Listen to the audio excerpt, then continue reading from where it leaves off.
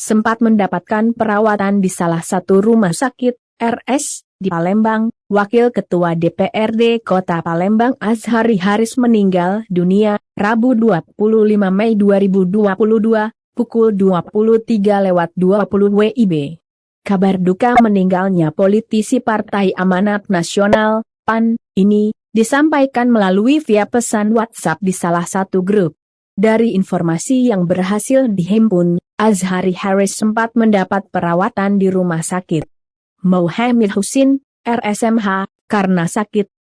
Azhari Haris adalah anggota DPRD Kota Palembang periode 2019 sampai 2024 dari Partai Amanat Nasional, PAN.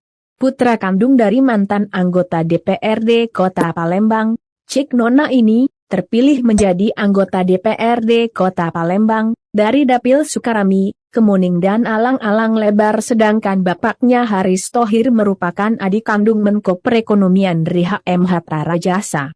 Mantan Ketua Umum DPP PAN, adik kandungnya Bupati Oki HI Skandatse, Ketua DPW PAN Sumsel. Menurut informasinya yang didapat hampir 2 minggu almarhum menderita sakit infeksi radang otak. Azhari Haris disemayamkan di Duka JL Pipa Reja, LR Mufakat 2, Lebong Syarang, Kecamatan Kemuning, Palembang.